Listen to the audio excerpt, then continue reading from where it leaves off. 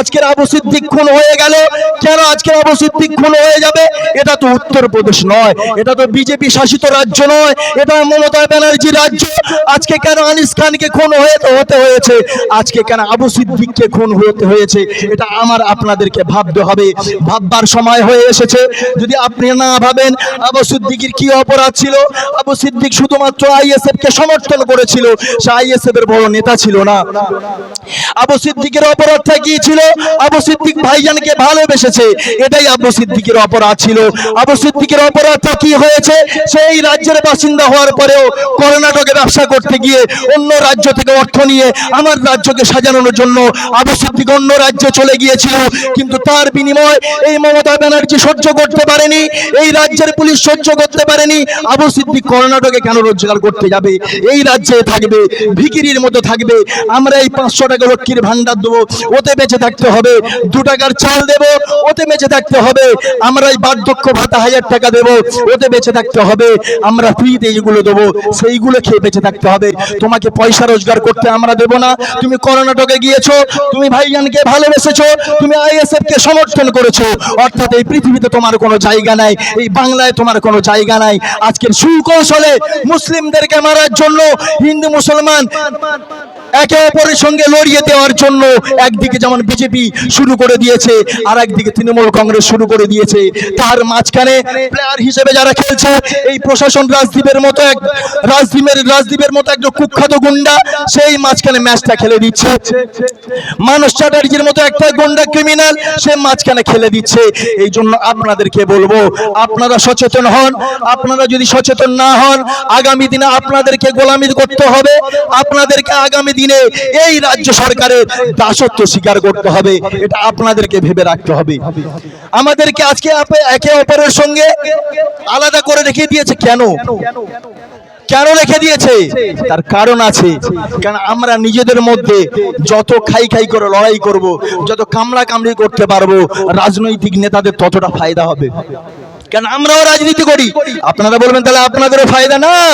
নওশাদ সিদ্দিকী কিন্তু একটা কথা বলেছে যে আমরা ক্ষমতা দখলে লড়াই করতে আসিনি, আমরা এসেছি সমাজ পরিবর্তন করার জন্য, মানুষকে সচেতন করার জন্য আমরা লড়াইয়ের ময়দানে আছি। হোক যদি নাই বা থাকে আমাদের বিধায়ক, নাই বা থাকে আমাদের এমপি, নাই বা থাকে একটা জেলা পরিষদ, নাই বা থাকে আমাদের সমিতি মেম্বার, নাই বা থাকে আমাদের গ্রাম পঞ্চায়েতের মেম্বার, তারপরেও কিন্তু আমরা লড়াইয়ে থাকবো। আপনাদের জন্য মাঠে থাকবো, আপনাদের জন্য প্রতিবাদ করব, আপনাদের জন্য সংগ্রাম চালিয়ে যাব। সেই জন্য আপনাদেরকে সচেতন হতে হবে। আমরা কোন জ্ঞানাকলের মধ্যে পড়েছি আপনাদেরকে একটু বলে দিই। একটা গল্প আপনাদেরকে বলি, যার থেকে আপনারা শিক্ষা নিতে পারবেন। 3 বন্ধু বেড়াতে যাচ্ছে। এই যে হিন্দু মুসলমান, বিজেপি বলছে মুসলিমরা রাজ্য দখল করে ফেলেছে, বলছে না? টিভিতে আপনারা দেখছেন যে তালিবানি শাসন চলছে, বলছে না? আজকে কারা বলছে তালিবানি শাসন চলছে? এই কথাটা কেন বলবে? এটা সম্প্রীতির বাংলা, এটা হিন্দু মুসলমানের বাংলা। তারপরেও কেন আজকে শুনতে হচ্ছে মুসলিমদেরকে যে তালিবানি শাসন চলছে? এটা সুকৌশলে আমাদেরকে তালিবানি বানানো হচ্ছে, সুকৌশলে আমাদেরকে আতঙ্কবাদী বানানো হচ্ছে। আর এই আতঙ্কবাদী তৈরি করার পরে আমাদেরকে ওই আনিস খানের মতো ছাদ থেকে ফেলে মেরে দেবে, আবু সিদ্দিকির মতো লাগাবে নিয়ে পিটিয়ে মেরে দেবে। এই জন্য আপনাদেরকে সচেতন হতে হবে। তো যে কথা বলছি, মাইক ম্যানকে বলবো বাইরের মাইকগুলো অফ হয়ে আছে, মাইকগুলো একটু চালিয়ে দেন। মাইক ম্যানকে বলবো বাইরের মাইকগুলো বন্ধ আছে, এগুলো চালু করে দেন। তো যে কথা বলছিলাম, আজকের হিন্দু মুসলমানের মধ্যে যে বিষ ঢেলে দিচ্ছে বিজেপি এবং তৃণমূল, আমি মিডিয়াতে বলেছিলাম সুকৌশলে এই তৃণমূল কংগ্রেসের এই যে দলটা, এটা তৃণমূল কংগ্রেস চালায় না। আপনারা হয়তো জানেন না, এই দলটা চালায় শুধুমাত্র আরএসএস চালায়। তার কারণ হচ্ছে একটা সময় আপনারা ইতিহাসটা দেখুন, তৃণমূলের ইতিহাসটা দেখুন, একটা সময় বিজেপির সঙ্গে জোট ছিল, আর একটা সময় এই আরএসএস এর নেতারা বলেছিল যে এই মমতা ব্যানার্জিকে বলেছিল যে সাক্ষাৎ মা দুর্গা। এটা অন্য কেউ বলেনি, আরএসএস এরা বলেছিল। যখন বিজেপিকে হটাতে, সিপিএম কে যখন এই রাজ্য থেকে হটাতে পারেনি, বিজেপিকে যখন মুসলমানেরা মেনে নিতে পারছে না, যার জন্য আরএসএস সুকৌশলে তৃণমূলকে, মমতা ব্যানার্জির মুখটাকে সামনে রেখে হিজাব পরে কখনো ইফতার মাহফিলে যাচ্ছে, কখনো লা ইলাহা ইল্লাল্লাহ মুহাম্মাদুর মোহাম্মদ রাসূলুল্লাহ পড়ছে, কখনো নামাজের জায়গায় চলে যাচ্ছে, কখনো ঈদগাহে চলে যাচ্ছে। আমরা ভাবছি আমাদের বিরাট বন্ধু, আমাদের বিরাট বন্ধু। আমি একটা ছেলে মাথায় টুপি দিয়ে, এই মুসলিম ঘরের ছেলে, আমি এই সমাজের ছেলে, আপনাদেরকে বলবো আপনারা বুঝবেন না। আপনারা কার কথায় বুঝছেন? মমতা ব্যানার্জি ঘোমটা দিয়ে চলে যাচ্ছে ইফতার মাহফিলে, তিনি যেটা বলছেন আপনারা মেনে নিচ্ছে, যার জন্য আজকের আমাদের এই ক্ষতিগ্রস্ত আমরা হচ্ছি।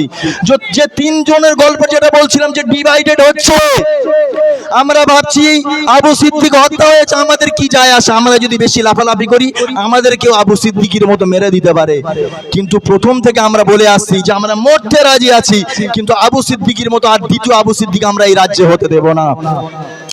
তিন বন্ধুর গল্পটা যেটা বলছিলাম, তিন বন্ধু বেড়াতে যাচ্ছে, একটা হিন্দু, একটা মুসলিম, একটা খ্রিস্টান। এই রোগী আসছে, একটু সাইড দাও, একটু সাইড দাও। এই পেশেন্ট আসছে, পেশেন্ট আসছে, একটু রাস্তাটা ক্লিয়ার করে দাও। আমার ভলেন্টিয়ার ভাইদেরকে বলবো এই রাস্তাটা এই জন্য ফাঁকা রাখতে বলেছিলাম।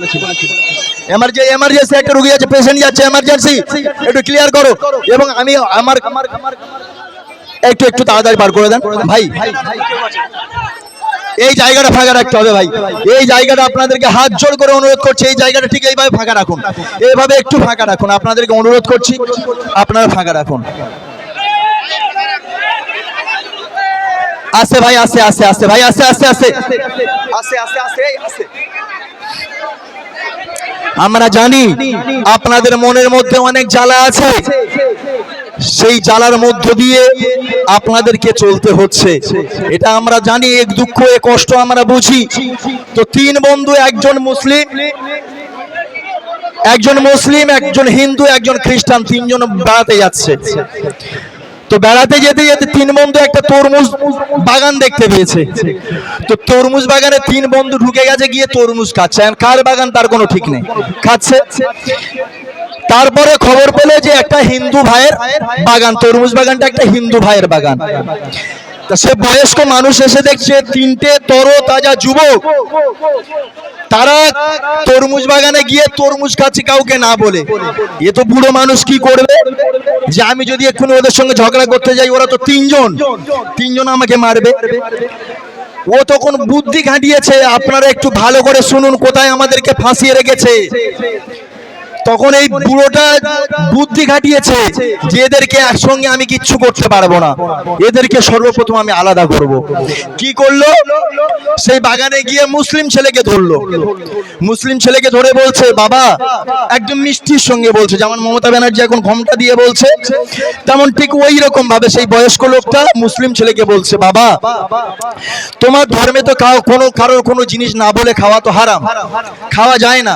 তা তুমি যে এইরকম একটা তরমুজ খাচ্ছ আমার বাগানে আমাকে না বলে, এটা কি ঠিক হচ্ছে?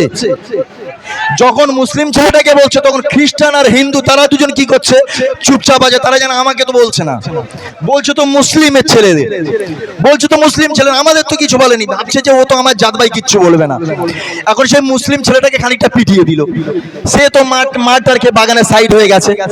যাবার পরে এবার খ্রিস্টান ছেলেটা ধরেছে, খ্রিস্টান ছেলেটা ধরে বলছে, হ্যাঁ রে, তুই তো তোদের ধর্মে তো বিশাল মানে নীতি আদর্শ বিশাল, তো তুই লোকের জমিতে খাচ্ছিস, তোর খারাপ লাগেনি বল?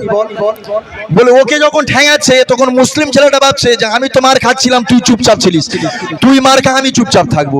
হিন্দু ছেলেটা এবার ভাবছে যে মারলো তো খ্রিস্টানের, মারলো তো মুসলিমের, আমার তো মারেনি, আমার জাত ভাই আমার কিচ্ছু বলবে না। তখন কি করলো, এই খ্রিস্টান ছেলেকেও পিটিয়ে দিল।